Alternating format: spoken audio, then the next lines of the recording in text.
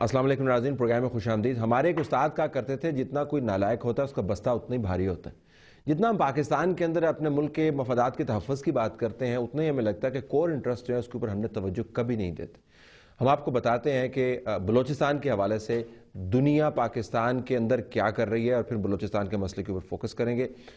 United states के अंदर कांग्रेस की सब कमेटी है फॉरेन रिलेशंस की, उसका हम आपको 4 मिनट का एक टुकड़ा सुनाते हैं। ज़रा पेशेंस से सुनिएगा, थोड़ा सा लंबा है लेकिन इसमें बड़ी मज़ेदार बातें हैं। देखिए वो पाकिस्तान के सूबे बलूचिस्तान को किस तरीके से बयान कर रहे हैं। This meeting of the Oversight and Investigation Subcommittee of the House Foreign Affairs Committee to order.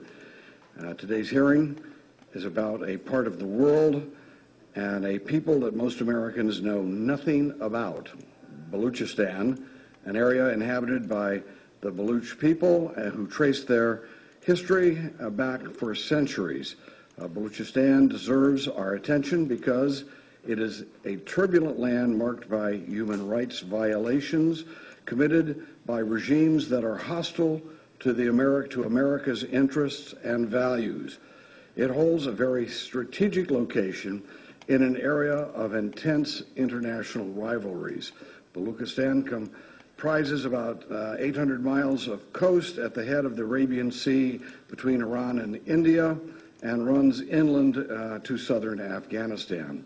The Baluchs are a fiercely independent warrior people who have made their land a perilous land to invade, except until that natural gas and other mineral wealth was discovered there in this last century. During the 17th century, the tribes were united in a loose confederation until the British incorporated the area into the Indian Empire in the 19th century. The British, however, ruled the area with a light touch, leaving tribal chiefs in control of their everyday affairs. At the time of the partition of the British Raj into contemporary Pakistan and India back in 1947, the Baluch leaders voiced a desire for independence, but the Pakistan Army took control of the area and forced the Baluch tribal chiefs to submit to the rule from Islamabad. The partition was based on religion, that partition between India and Pakistan. It was based on religion rather than ethnic identity. The Baluchs are Sunni Muslims, and Pakistan, which was founded as an Islamic state, sees itself as the rightful ruler of all Muslims of the subcontinent. Pakistani ideology holds Islam as the first identity, but other people identify themselves and their interest in many different ways. In practice, Pakistan does not treat all Muslims equally.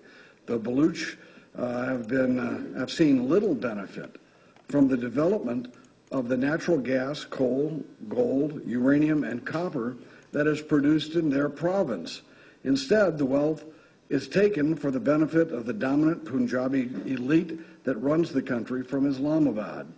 Baluchistan remains the poorest province in Pakistan, even though it is the richest in natural resources. Attacks against natural gas installations and pipelines by Baluch insurgents are steadily increasing, and there have been assassinations of Chinese engineers who are helping Pakistan develop resources that will be shipped out of the province to benefit Islamabad and, of course, Beijing. The province's major port, let me pronounce it, Gwadar, thank you. Thank you very much. Gwadar. See, we're going to learn by this. This is going to be here where we're going to learn about things. लंबी 1-1.25 घंटे की briefing मैं panelist का तारफ़ करवा देता हूँ। रियाज खोकर साहब, पाकिस्तान के साबिक़ एम्बेसडर और foreign secretary as well, thank you very much for being with us. Air vice marshal retired Shahzad Chaudhary साहब, तजिया निगार दिफाई, आपका शुक्रिया। अमर बिलाल सूफ़ी, सीनियर एडवोकेट और एक्सपर्ट हैं इंटरनेशनल लॉ के, आपका बहुत शुक्रिया। नाज़रीन, हमें ऐन मुमकिन है कि वाशिंगटन से पाकिस्तान की एम्बेसडर साहिबा शेर रहमान भी ज्वाइन करें। लेट्स स्टार्ट विद यू राज खोकर साहब। तमाम वो अल्फाज जो हम सुनते हैं सेपरेटिस्ट के नैरेटिव में, बयान में, इसके अंदर मौजूद थे, इसको किस तरह देखते हैं इस ब्रीफिंग को?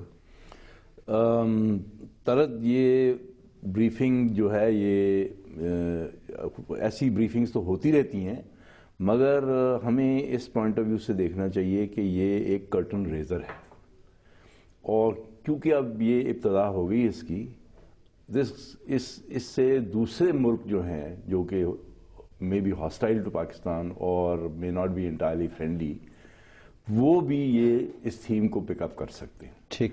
اس کے علاوہ یہ اس قسم کی ہیئرنگ جو ہے یہ جنریٹ کرے گی اسٹڈیز، تھنک ٹینکس، سیمینارز، اس قسم کی چیزیں. یہ ارینج کس طرح ہوتا ہے؟ سب کمیٹی کی ہیئرنگ ارینج کس طرح ہوتی ہے؟ اس کا کوئی پروسیجر کیا ہوتا ہے؟ ذرا وہ ہمیں بتائیں. اس کا طریقہ یہ ہوتا ہے کہ بہت سے لوگ جیسے کہ کوئی بلوچ نیشنلسٹ ہیں اور انہوں نے ان کو خط لکھے ہوں، ان کا کوئی فرینڈز آف بلوچستان ہوں، یہ چیزیں بھی بن جائیں گی، دیکھ لینا. ٹھیک. فرینڈز آف بلوچستان، وہ اس میں اور بھی ممالک انوالو ہوتے ہیں، ان کی ایجنسیز انوالو ہوتی ہیں. تو مقصد ہے کہ دس کین سنو بال. ٹھیک. اٹ کین سنو بال، اور یہ آپ کے لیے ایک بڑا سیریس معاملہ بن سکتا ہے. اس قسم کی ہیئرنگز میں کیا کوئی یہ خیال کیا جاتا ہے کہ کسی ملک کے اندرونی معاملات پر ہم انٹرفیئر تو نہیں کر رہے، اس کی طرف سے رد عمل آئے گا، یا دنیا میں جو بھی معاملہ ہے یہ اٹھاتے ہیں؟ کیونکہ یہ تو ساری دنیا کے معاملے ہیں نا جی. اس پوائنٹ آف ویو سے یہ they ignore all these things, کیونکہ یہ تو سرکار نہیں ہے نا جی، یہ تو ایک یعنی لیجسلیٹو باڈی ہے. مگر اس کا انفلوئنس تو ہے، اکراس دا بورڈ ان کا انفلوئنس ہوتا ہے، ہر انسٹیٹیوشن میں ہوتا ہے. اور کانگریشنل ہیئرنگز اور سینٹ کی ہیئرنگز جو ہیں، خاص کر کے فارن پالیسی وغیرہ پہ، وہ بڑی سیریسلی لی جاتی ہیں. So therefore it should be strongly condemned. اچھا، کنڈیمنیشن پہ ابھی شہزاد صاحب ذرا یہ بتائیے گا کہ بہت دیر بعد انہوں نے جب متعارف کروایا تو انہوں نے بلوچستان لینڈز کی بات کی، اور یہ ہم نے جس طرح پاک افغان بارڈر کی یا فاٹا ریجنز کی ہم بات کرتے ہیں. پھر میں اسٹیٹ ڈپارٹمنٹ کی طرف سے بھی ایک اسٹیٹمنٹ دیکھ رہا تھا کہ انہوں نے بلوچستان کے معاملے کو بلوچستان ایشو ڈکلیئر کیا ہے، اور ڈپلومیٹک جارگن میں آپ ہمیں بہتر بعد میں بتا پائیں گے ایشو کا. تو یہ کیا ان کو معلوم نہیں ہے کہ یہ پاکستان کا حصہ ہے، اور کم از کم بیان کے اندر ہی اس جو کہتے ہیں کہ کیپنگ اپیرنسز وہی رکھ لیتے، وہ بھی نہیں رکھا ہے انہوں نے؟ دیکھیے، میں ذرا تھوڑا سا ریاض صاحب کی بات کو کنٹینیو کرنا چاہتا ہوں. ایک اور طریقہ اس کو دیکھنے کا یہ ہے اس طرح کی ہیئرنگ کو کہ دو اس کے تحریکیں ہو سکتی ہیں اس طرح کی ہیئرنگ کی. ایک تو جیسے ہم نے کہا کہ گروپ ہے، بلوچ نیشنلسٹ گروپ ہی ہو، کسی نہ کسی طریقے سے کچھ فرینڈز آف بلوچستان یا people who are currently on the other side of Pakistan, اس قسم کے گروپ جو ہے وہ انیشیٹ کر سکتا ہے. اور اگر وہ کسی کو انفلوئنس کر لیں، کسی ایک کانگریشنل ممبر کو اس طرح کی کمیٹی کے اندر، تو وہ اس کے متحرک بن سکتے ہیں اور اس طریقے سے آ جاتی ہے.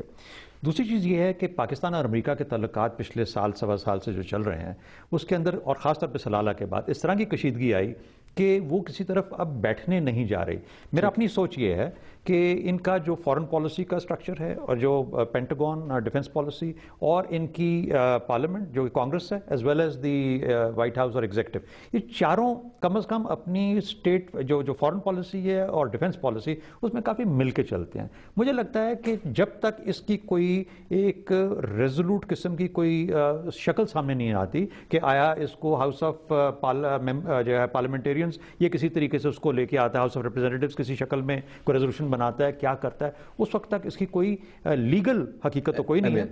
ایک عام ٹوسٹنگ کا اس کا اثر ضرور ہو سکتا ہے. تو خارجہ پالیسی میں جو معاملات ہمارے امریکہ کے ساتھ ہیں، اس کے اندر ایک اور پریشر بٹن جو ہے ذرا سکیل اپ کیا ہے. آرٹیکل دوبارہ تو پہلے آتے رہے تھے، لیکن اس قسم کے معاملات. صبح صاحب ذرا یہ بتائیے گا کہ ابھی ریاض کھوکھر صاحب نے کہا کہ یہ سمجھتے ہیں کہ مامے ہیں ساری دنیا کے، لہٰذا کوئی بھی ایشو ٹیک اپ کر سکتے ہیں.